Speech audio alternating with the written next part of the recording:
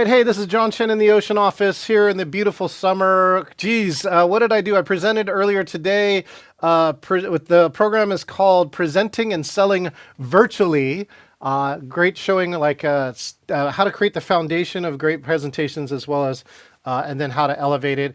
And the best part here is that we had thunder showers and lightning here in Seattle. That always makes for a fun virtual presentation. Luckily, I didn't have to lean on my uninterrupted power supply or any of the other things here in Seattle.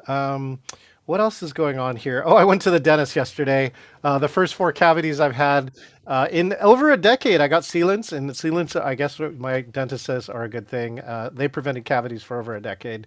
And good things getting ready for that. Now, the next one is really great. I'm excited. I got a guest here, and she really showed and says, I got a way to make conferences better. And I said, I want to see that. So here she is, the creator of the Deb method. Let's bring on the one and only Debra Eckerling.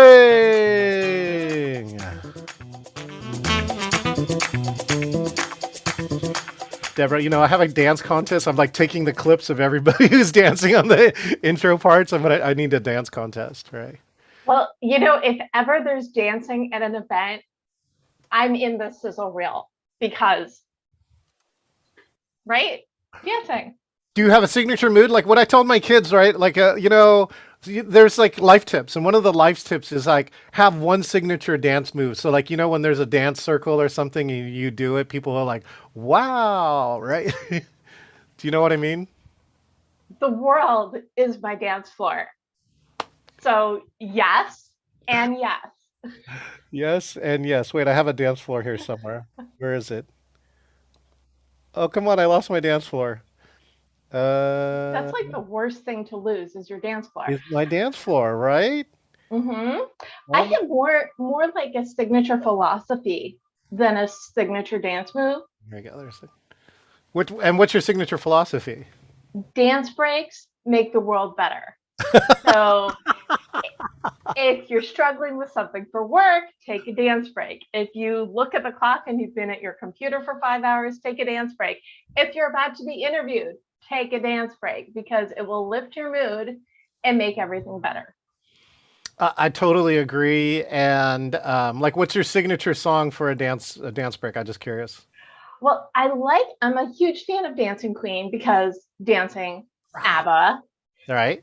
The other song that I love is there's a song by Sugarland called Settlin'.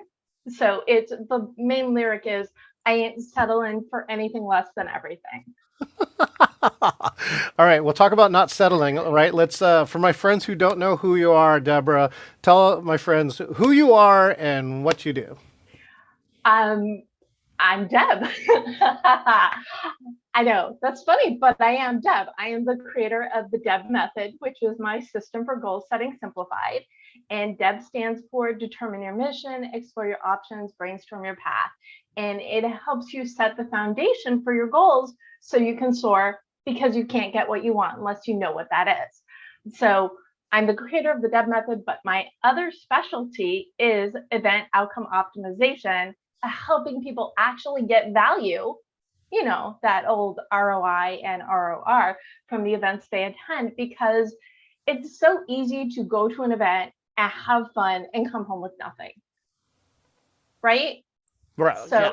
But rhetorical, not rhetorical. However, when you set goals, not just for yourself, but for the event, you know why you are there and what you hope to come away from. And it's the balance of the networking and the educational goals. So I lead workshops, I do speaking, I consult, I help people get the most out of the events they attend, whether it's virtual, in-person, hybrid, because we're there. We might as well benefit from them. Oh, it's a big investment. It's an even bigger investment now of time and resources, right? Because getting to a in-person conference is that more expensive, and of course virtual too. I don't think people have a goal yet. What do you call it again? Event Outcome Optimization. Yeah, EOO. That's what I've been calling it. EOO. That's what I've been calling it too. Oh, okay, we're on the right track. Amazing. I know we kind of need ELO for like electric light orchestra or something like. But So how did you get into that event outcome optimization? I mean, when did you see that need? I mean, my coach made me do this a long time ago, but it is true. Like, less than 10% of the people at a normal conference have really done this. Like, have really kind of sat down and built a strategy. When did the light turn on to say that this is a viable thing for you?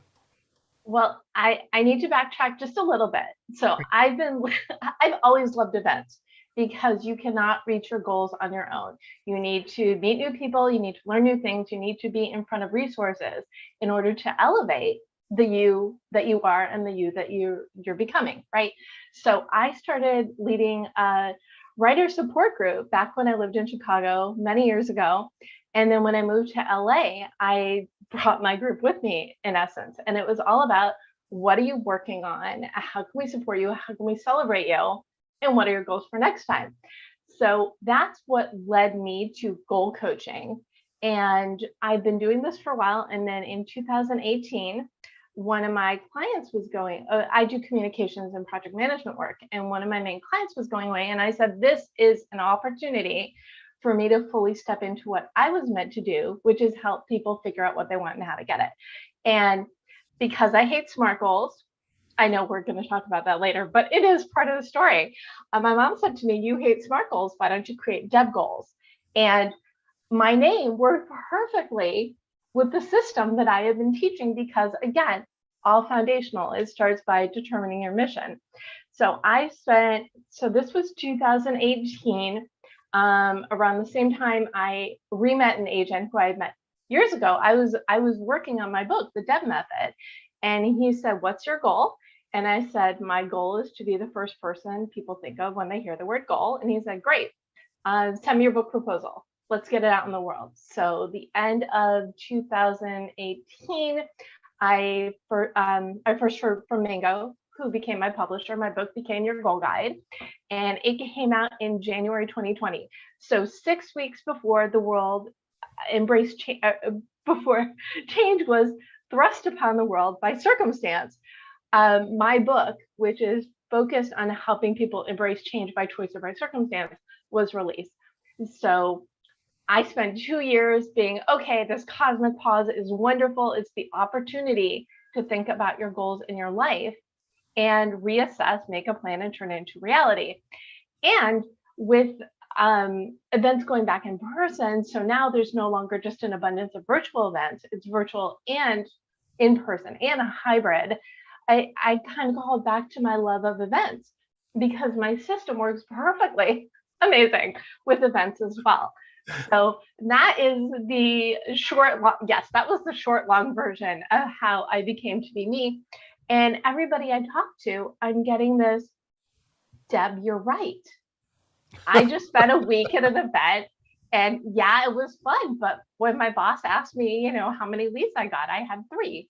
It's not okay. I mean, I'm like merging several different stories to this one, but that's the crux of it. Well, Whether it's online, they're spending the time, or they're traveling, they're spending the time and the money. yeah, It's all the energy. yeah. You want to get something out of it. So that is me. The key here, let's go backwards to I hate smart goals. Come on, smart people, smart goals has been around forever. Apparently, you gotta love training, right? Some things gain traction whether they're better or not. What I love to tell people right now is sometimes your virtual platform choices like beta versus VHS. You might have another platform that's better technically, like beta was, but VHS is a thing that people adopted and are using, right? And so smart goals, I think, is one of those things that kind of people adopted, whether or not it's the right thing or not. What is it that you hate about smart goals that you think that Deb goals does better? Well, a couple things. Not to the main thing is, no one who teaches SMART goals created SMART goals. So there are yes, I am a goal snob. Secrets out.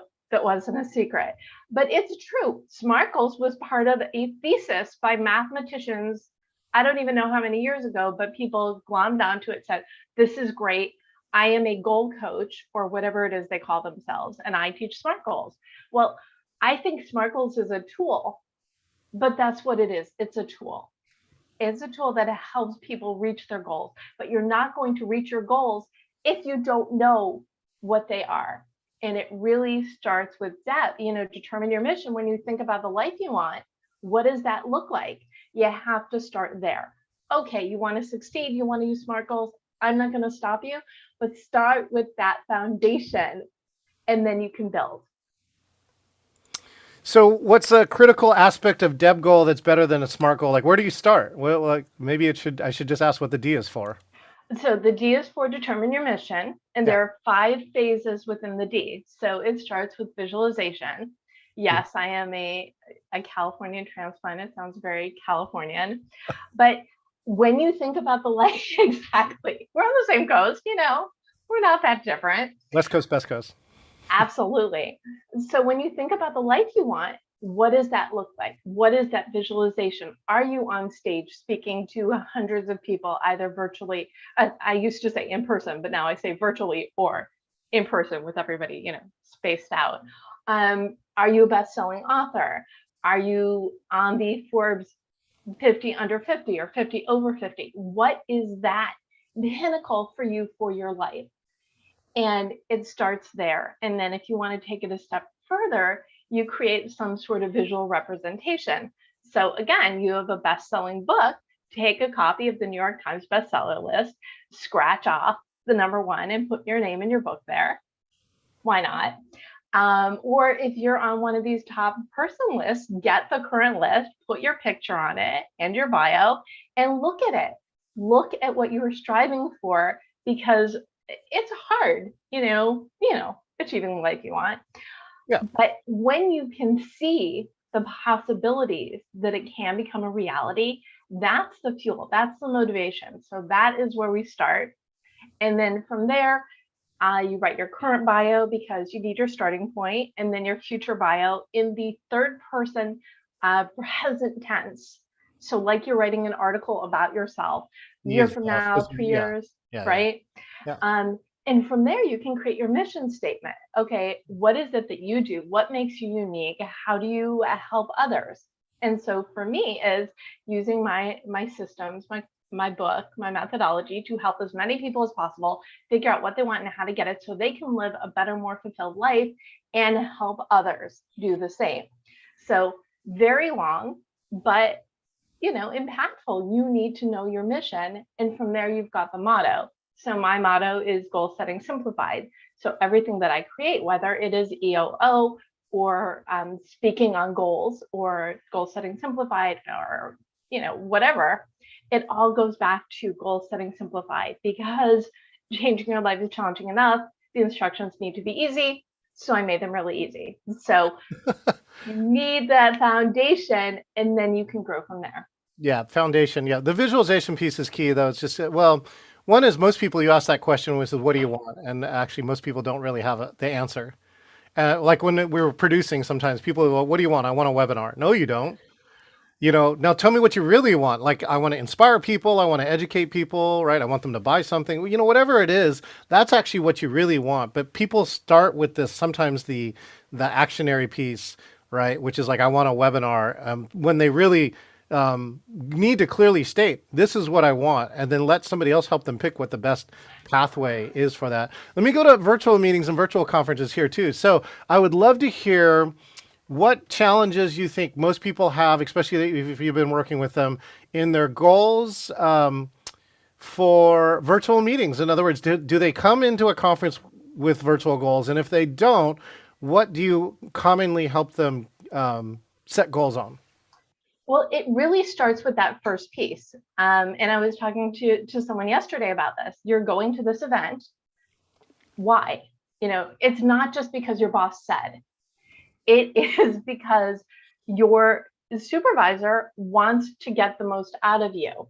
So it really starts there. And that's the question that trips everybody up. And again, why I think goals, I do things better, is you have to start. You cannot claim your goals for a conference if you do not know your goals for yourself. I was speaking at a writers conference earlier this year, and I was saying, okay, here's the dirty secret that the conference organizer is going to be really mad at me for saying, but I'm going to say it anyway. You cannot go to all the sessions. You cannot meet all of the people. So you have to play favorites and pick and choose. Yeah. And I had someone in the chat go, well, it's virtual. It's an evening conference, 3 hours. It was like Saturday, Sunday, and then the evenings. I can go to all the sessions. And I said, fine, go, enjoy. But pinpoint which of the sessions that are in alignment with your goals. So those are the ones where you want to take the most notes and get the most action items from. So if you go into it, oh, I'm going to learn everything, it's going to be great. And you know what happens, right? The notebook, the notes, or the flyers, or the whatever, they end up at, the bottom of the pile on the desk or the bottom drawer, and I also do not like virtual replays. I mean, it's great if you're organizing some sort of conference and you want to offer that. That's wonderful. But how many people actually watch the replays of the sessions they missed? It's true. Like virtual replays is one of those things that everyone thinks they want them. They think they have value because people actually pay for them, and then the number of people who actually go back and do it. It's like buying a membership to a gym, right? The actual number of people who actually go to the gym is a very small percentage of the people who actually said that. And so I think that's what gives the value of live program. For attending that program live, there should be two things, which is you're getting that content right at that time, right? So it is unique, and that you should be able to interact. Or that program was different because it was people were physically there. Let me go backwards into this, which is you've attended a number of probably virtual conferences. What has to happen for Deb to say this conference or this particular training is engaging? What has to happen for you? For me, it's that networking piece. The host that's not only engaging the speakers, right, but engaging the audience and the encouragement. Put your information in the chat, connect with everybody. I love LinkedIn is like one of my favorites. If it's not one of your favorites, put it on your goal list to like reframe your LinkedIn, because that's where people are going to look for you. Yeah. You look at them, they're going to look at you too. So you want to put your best virtual foot forward. So for me, and I've been at events and I forgive some of the hosts that say, okay, keep the chatting on target. I don't want anything in the chat that has nothing to do with what we're talking about now. And I can see the argument and respect for it, as long as they have networking breaks that say, okay, great session. If you haven't shared your information, if you haven't made friends with the people in the audience, now's the right time while we're having a dance break, music break, whatever. But if there's no purpose, if there is no reason to meet the people that you're at the meeting with, and I'm not just talking about the speakers, but the other attendees, the sponsors, whatever, if there is no engagement or encouragement of the engagement, there is no point, because you can get information anywhere. Yeah, I think that I love that you say that networking, right? Because education is supposed to be quote unquote the one thing. And although in a conference, right, those are the top two goals, education and networking. So they go hand in hand in some ways. I personally have found that I've done the best networking in chat, right? And the key here is it's not when I'm presenting. Right. And it's not when somebody else, I'm also not networking with the presenter, to be honest, because they're too busy. They're presenting. There's oftentimes, my personal view is I actually want the chat. I love it actually when the chat takes some weird left turn, because number one, I'll review it and actually it tells me that this audience might be interested in something slightly different. Right. And number two, it just says they're engaged because they're talking about what they want to talk about. And if they keep chatting about it, they're showing their expressed intent around that. So I should pay attention to it as opposed to, telling the class to like calm down a little bit now. And so, that's what's engaging for me. Because again, in the end, we're all adult learners. We want to go back into the part, which is like, as adult learners, for the most part, we kind of know what we want to do, so that we should be allowed to do it. So I think that, there are some things like that. But I love that you have the networking piece. I agree on LinkedIn. Like I actually have a button, right, assigned to my LinkedIn profile. So I can just say, and I do it in a friendly way. Hey, let's network, right? Here's my LinkedIn profile. Please share yours. Right. Can I use you as an example? Can I use us as an example? Because we are really like the perfect example of networking at a conference, because that's really how we met. That's how we met. So, Yeah. Bobby Carlton, who was on your show just like a week or two ago, she's the founder of Innovation Women, and she posted that she was just interviewed by you and that you were interested in learning more about the members. And of course, I commented because I do that. And then the next day at the Star Marketing Conference, there you were, like literally the next day. And we were chatting, and I said, "Oh, what a coincidence." And I think you beat me to the punch of connecting with me before I connected with you. We had a chat. We talked a couple days ago, and here we are. But this is how we do it. Going into events saying, and it does not have to be, I want to meet John Chen, which, who knew that was my goal, but it was a goal that I achieved. I'm going to this conference. Let's see what I can learn from here, and let's see who I can meet. So it can be really very specific, or it can be, I'd love to meet 3 podcast hosts because I know I'd be a great guest for them. So Sure. you go into the networking, and people, if they host a show, they're going to tell. So it can be very specific or general, but going into it. And in the case of the Star Marketing Conference, I told you this too. It was a Saturday. I'm like, you know what? I've got a couple hours. And this was sent to me by our friend, Jeff Klein. I'm going to jump in because I am in that mode. Oh, that's the other secret. If you're going to a conference and it's optional and you're not in the mood, don't go. Say more. Right? Well, you kind of have, and I'm an extrovert, obviously, as are you, obviously. Apparently, there are people in the world who are not like us, and they have to like get their energy up just to go to events, whether they're, I know it's a shock. It's my Home Alone no face. Okay, yeah, go ahead. I got this one for you too. Wow. Awesome. But if you're not in the mood to go to an event, it's really just going to be a waste of your time. Yep. Because you're not going to be engaged. You're like, oh, I have to do X hours of continuing education for work. Fine, you have to do the continuing education. Again, there's going to be another event or 20 next week covering this. So I'm not saying pay to attend an event and bail. No. If that's the case and you are not in the mood, but you need to be there, set some sort of reward system. I'll go for an hour, I'll meet 5 people, I'll get 3 action items. And then if you're not engaged and excited, leave. But you might be so motivated, you're like, oh, this is a really good this is what happened to me with the one that we met on. I'm like, this is really good. And I was only going in for an hour or 2, and I was there the rest of the day. So, oh, well, that's a sign. That's actually the sign of a great conference. So let me go backwards here and too, because I think there's something in here, like we could call it manifestation, or you could call it goal setting, or all these other things. Like the fact that you take some of your brain energy and decide, I want X or Y or Z for this, right? I know that the scientific part is what they call a reticular activating system, right? Like I recently bought a Porsche Boxster. So now like every time a Porsche drives by, I see it, right? And it's because you're paying attention. Like if you want to buy a washer dryer, right? Every ad for a washer and dryer will now come to your attention. You were seeing it all the time, but now because you have told your brain, like this is now important, I'm seeking this out, I'm going to see more of that kind of stuff.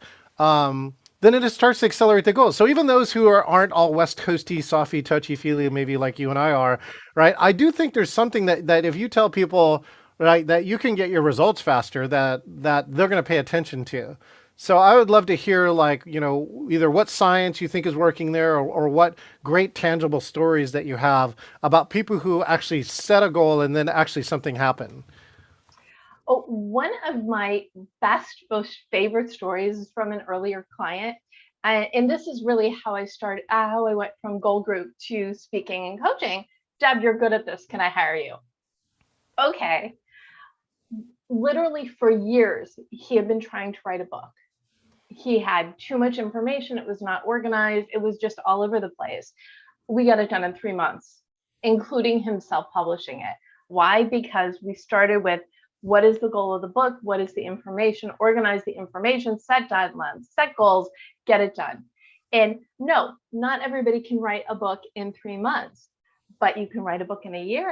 You have a couple hours a week that you could dedicate for it. But if you don't have that framework, then it's going to be 5 years later and you're like, wait, no, it was my goal from 5 years ago. It might be a not yet. That's a whole different tangent that no, we don't need to go down that one. But even with event goals, it's a matter of picking the 1, 2, 3, 4 things that you want out of it. And then you get that information. And when you're aware, and when you've got a good, strong community, especially on LinkedIn, but beyond it, of course, when you see the opportunities that are out there, when you are focused, you're going to be, oh, I'm going to go to that thing. Oh, wait, no, this one's good. Then you have to step back and say, okay, set some networking goals, which is how many things can I attend every day, every week, every month, and still get my work done, because it's also addicting. And I've had to dial back a little bit, because you can't, well, I guess you can work and talk all day long if your job is talking, but networking events, they take energy. Yes. So what I think is good is set aside like a day a week where you're not doing any events. Yeah. So that is your nose to the grindstone. Let's get the work done. And a couple days a week, maybe you do 1, 2, 3 events, meetings, calls, and you batch them. I don't think I answered your question. I Do you care? No, I think, well, what you said too, which was really important, right? As a book writer myself, what I love to tell people too is that I failed 4 times over the course of 10 years in writing my book. And then, it's so funny too, because I could have wrote it myself. Like I had all these ideas and ways to do it. But it was not going to a conference, an ATD, Association of Talent Development conference, where a guy came back to me and he said, "Hey, that was a great talk. Do you want to write a book about it?" And that became my first book. And it's so funny. It's like watching all those failed attempts, and it's the same process. It's the same thing. The second part, I think that you'll find interesting, Deborah, as a book writer too, is that once I got assigned the book, right, I actually mapped out between my deadline. It was like 6 months deadline. How many writing days I did where I wasn't working. So there's actually a real difference, because you can't really write while you're working on a paid job, right? You're splitting your attention. So I looked at that and then I mapped it out, and the book was called 50 Digital Team Building Games. And I decided, it looked like I had to write about 1.1, team building games a day. So it sounds simple when you break it down like that. But here's the real key to the process. And I'd love to hear your experience as a coach, if you have something similar to it, which is about a month into the 6 months, I went back and looked at it and I was way behind. I was already like 8 or 9 or 10 initiatives behind. And I go, why is that? Right. And I looked because my writing days were overrun with work. And so I did something too. You already proclaimed us extroverts. I had to become the most introverted extrovert if I was gonna finish this project, Deborah. So I stopped attending, outwardly, networking events for a period of time, and then committed to this. And then I finally got on schedule. And then, what the great part of the end of the story for me, Deborah, is that I actually finished the book in 5 months, not 6. I was a month early. And by the way, publishers love that. they love when you're early, right? So I would love to, and so that's to me like even goal setting of getting the book, but then this miniature goal setting in between. There's some mechanics in there, and the most important thing for that goal setting is that it get communicated to me that I was way off track. Like if I wanted to break this task down and make it easy, and then I looked at it, I just wasn't following my plan, and now it's going to be impossible. It's all going to get left to the end if I don't do something about it, like right now. So.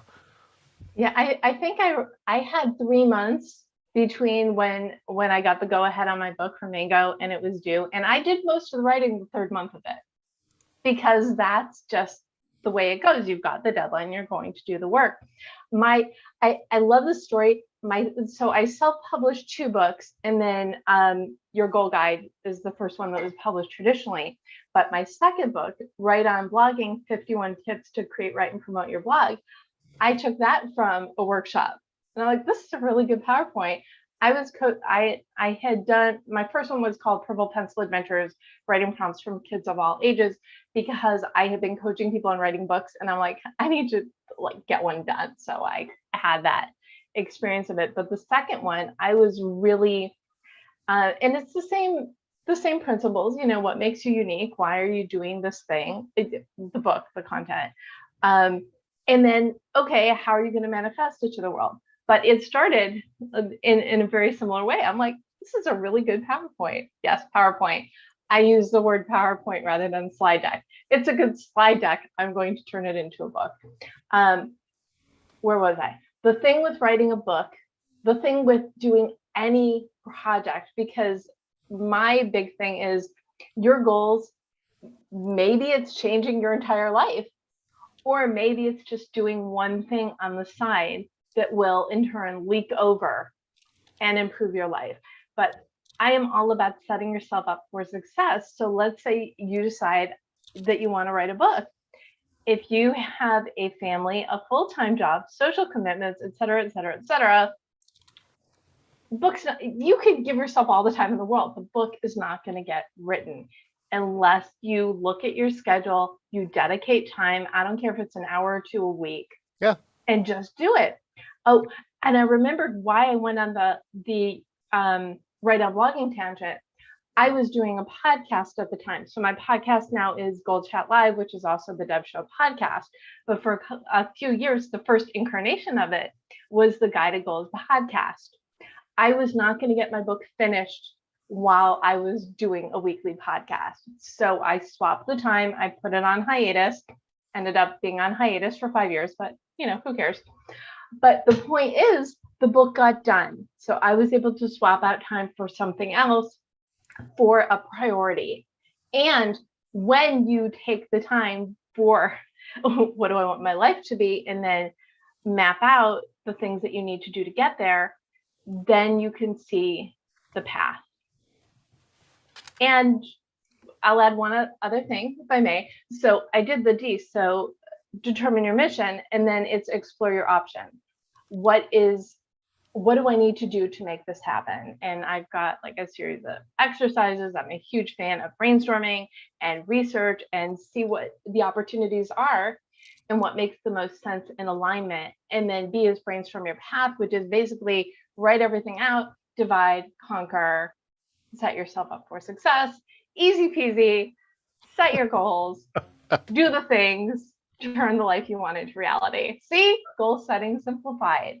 Simplified. All right. So here's a good simplified one, right? So, if somebody has a virtual conference or even an in-person conference coming up, what's the mini Deb version or the super Deb simplified, right? Because we don't have a lot of time. Like I'm gonna attend Ace Virtual Events New Era of Work single day conference next week. So I would just like, do you mind? Like, what would you tell a client to do? Like, what are like those first couple things that you would do that they could get more value out of? Well, first of all, I love this question. So thank you for asking it. You're welcome. Welcome. Yeah. If you don't already have your goals in line, Yeah. start with what is your goal for your business? At the end of the year, what win do you want to have? You don't even have to think that far in advance. It can be a little win. Great. With that in mind, look at the conference. What is it that you want to get out of it? Is it you want to learn something new so you can get a promotion at work? Is it you want to learn something new so you can start a project that's going to elevate your side hustle or business? Is it you want to meet 10 new prospects for your business? So start with that. And I say set a content goal, but also a networking goal. So what do you need to learn? And what do you want to learn? And what would be nice to learn? So to hear the information that way, but like to pick you said 1 day conference, so pick like 3 sessions that you have to go to. And it could be the sessions of people that you want to meet, because that is a goal. And then you can connect with them and say, oh, I heard your session at this conference, and, personalize the LinkedIn. Or it can be, oh, this is going to up my skill level of this.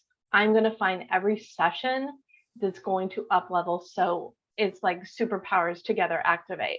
So you go through the schedule, you pick the top 3 sessions, and then either pick people that you want to meet there, which again can be types of people, Wait, or wait, just now stop on that one for just a second because, all these online systems actually have really good search tools for this. When you get into a conference, quite often they're sharing all the attendees of the conference. And some of them you can even schedule one-on-one meetings with these people before the conference. And I can tell you on our statistics side that very few people use these features, I right? know it's amazing, Right? right? Stalk the people. You know, the other thing that's really amazing is usually I've been playing this game for the last 2.5 years because I've met more people since the beginning of the pandemic than I ever could have met in real life. Is who do we know in common? I met a woman who was friends with someone I went to high school with and hadn't heard from in 15 years. I mean, you just don't know. Go on LinkedIn and see what connections you have in common, or on Facebook. And then it's not just, I heard you speak at the conference. It can be, oh, I heard you speak at the conference. I'm also friends with X person. How do you know them? And it's a different way of creating rapport. So you want to stand out. I mean, yes, speakers, we love our groupies. We don't have them, right? I mean, I'm sure you have a lot of groupies. Every now Yes. you just seem like the type. But every now and then I'll get an email from a stranger and be like, hey Deb, I'm reading your book. It's really helped me. And I'm like, cool. Someone on the other side of the world not only is reading my book, but took the time to either do a post or send a message. So look for the people that you want to be fan guy or fan girl of. Find other ways to connect with them, but also connect on that. Gosh, I feel, it feels so trite to say, but I'm going to say it anyway. Connect on that human level. Find the commonalities. Oh, you're from a small town in the Midwest? Me too. Or do you remember this? So it's out of, and it requires a little bit more homework, but again, you've got the list of the people who are doing the things. Look them up, see what you can learn, and make genuine connections so you can develop better relationships. Yeah, I love that. What I called this a long time ago, like 20 years ago, I envisioned something called digitally assisted living, where it's what Google Glass was supposed to be, but it never became. But now that we're on virtual all the time, so things I can do is like this, right? I can actually see us. We're actually you. By the way, I love this. You're broadcasting on your LinkedIn, and it shows over your profile. I never knew this, right? If you're running live, it actually is showing on your profile. And then, we have some common connections. Alan Nadachu, I met him, presenting at a conference, and he's been in some of my other trainings. So these are things where you can find that. And when I do requests, like if we're not connected yet, I do create connection, and I'll say like I met you on Zoom or I met you at the Star Marketing Summit or something like that, because I don't accept all my requests anymore because I've been getting spam requests. So as long as I know that I've met you somewhere and you're a real human being, right, I'll most likely accept your request. But those are like simple LinkedIn tips that are work better and faster now that we're here. Like at a conference, it actually used to be harder to get that to like do this connection and do it all on your phone. And I don't know, like it just, people didn't do it. But now that I think you're all on computers, I think that's really the key. So let's look into the Deb scope. Oh, I just made that up. And what is the Deb scope see in the future, right? What's some things that either you're wishing for or that you predict are going to happen, whether it's in virtual meetings or like in the future? My prediction from like pre-pandemic was more interaction at events. And I think that's going to continue to happen because even though people are in person, there are still a hybrid events as well as in-person events. But I think adding that digital element, even in the in-person events, to allow people to connect more quickly and develop the relationships, find the common ground.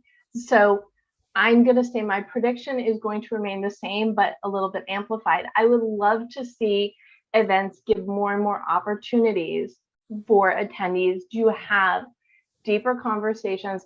The big thing at the beginning of the pandemic was the Zoom, where you meet people rapid fire and then everybody wants a 20-minute coffee meeting.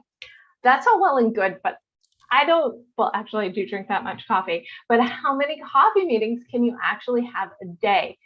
I think a better use of time is those smaller groups. So you have you have a group coffee meeting. You don't need to have in-depth conversations with everybody you meet in order to be able to say, this is what I do, this is how I help, and how can I support you? And this is how you can support me. So that's what I would love, is to have that ingrained in more, because it would be a much better time saving on the other end. What I love, maybe, I don't know there's a term for it yet, but I think that hybrid networking needs to happen. And what I mean by that is, like, now that we have this hybrid that's actually working correctly, if there's more opportunities for the virtual person to actually meet the in-person person, right, who's meeting it like live at the event, maybe there's these relationships that can show up, like they can become a little bit of an avatar, or they can kind of clue people in what's happening on the in-person side. We have this new thing too, reverse FOMO. Have you heard of reverse FOMO yet? Mm-hmm.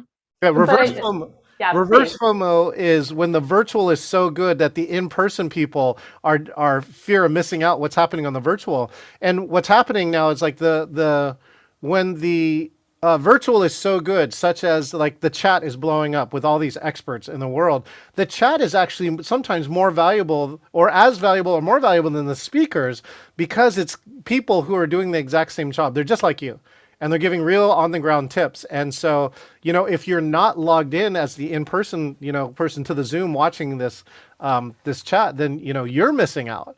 And so I think there's some parts in there I'd be really curious to see. Like, I have envisioned a world, Deb, where there's a coffee table, or there's a cocktail table, where there's a table of like 3 to 4 people, and then there's a video station. And that video station is a breakout room, so you could join it. And if there are too many people, you could go join another one. But you could talk to like 3 or 4 people. It's all mic'd and videoed correctly so that you can see everybody at this thing. And so therefore, you could actually do what this hybrid networking, and really validate and find a way to meet in-person people, not just virtual people, and have such a split. Does that make sense? Yes, I love it. And you said FOMO. I think my solution is FOLO, fear of losing out. Yeah. Yes. You're Yeah. spending all this time and energy, you want to get value.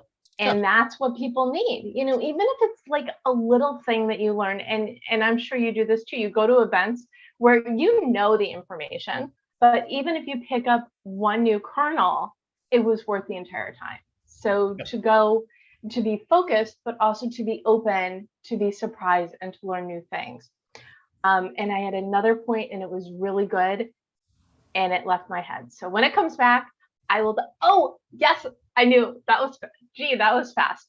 The other reason why it's really good to connect with the people that you meet at the different events is they may not be your client, they may not be your audience, they may not be your prospect.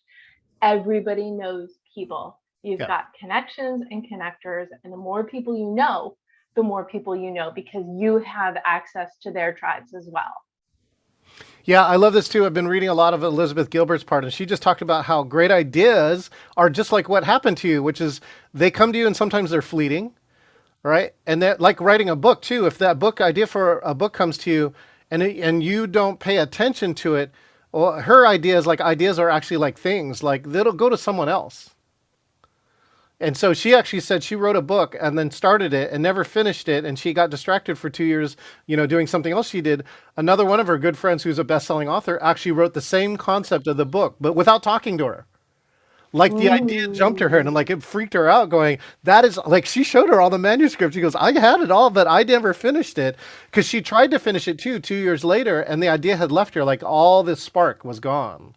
And so there is something around the ideas. I think that's super important, that you need to make that conscious decision. Is it this idea I want now? And there's no right answer, right? There's your answer, which is no. Like putting off your podcast, right? Like, I always wanted to be a podcaster. Maybe I'm done with that. I'm going to stop for 5 years so I can do this. I can become a book author. Mm-hmm. So I think those things are all super important. It's a matter of looking at your life and doing the things that'll set you up for success. That's it. I Deb Simplify. There you go. It sounds so simple. Why do we complicate? Yeah, like, share me with it. What I'll ask for two things. Why do people complicate easy stuff? And then the second one is then if people are listening to this, what's the one thing you want them to remember from this interview? Why people complicate easy stuff? Yeah, why do people complicate easy stuff? I want to know. Oh, let me answer a different question. Sure. Why do people, what is the biggest challenge people have with figuring out their goals? Is they don't know. They are living a life that, let's say they got educated in one thing and they feel that that's supposed to be their career forever. No. Or they're doing something that someone else said, oh, this is really cool, you should work on that. Because people do that, right? Again, with the idea thing, maybe something comes out of someone's mouth and they get encouraged in the wrong direction. And the next thing they know, this is their life, but it wasn't the life that they wanted. Embrace it or start over. So You should wear that right there. That's a t-shirt. Embrace it or start over. By the way, her other t-shirt when we were talking about is my whole life is like a pandemic Saturday. We'll talk about that some other day.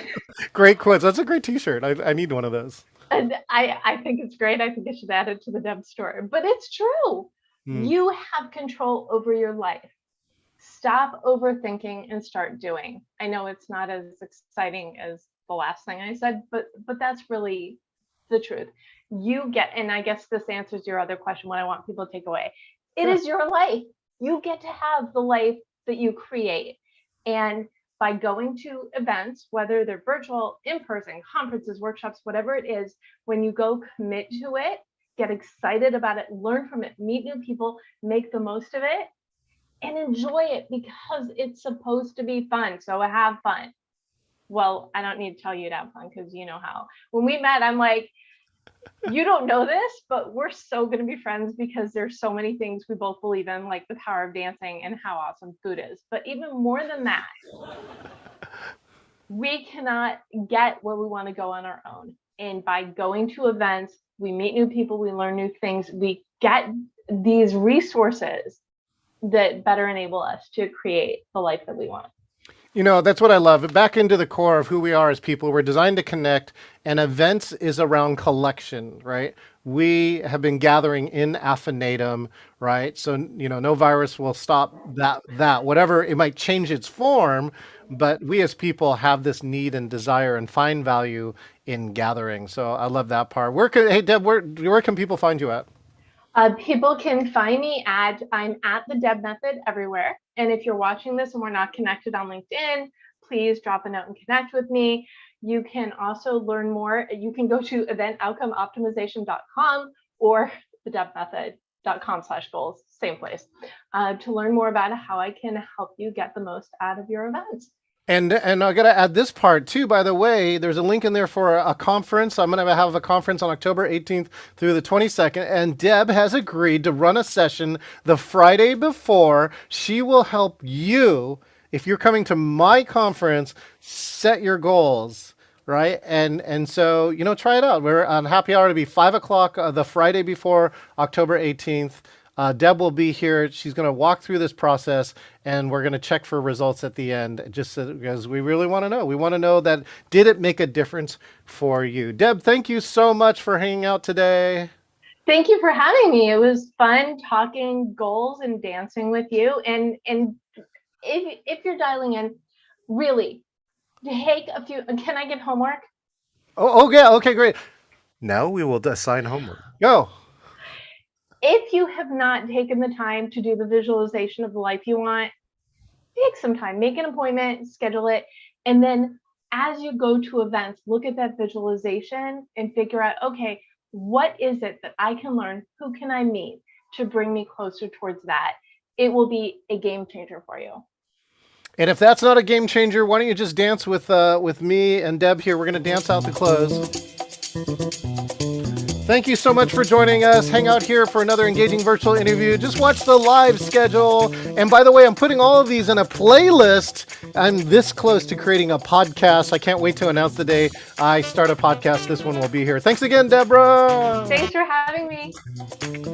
All right, we'll see you next time. Always start people and keep old people.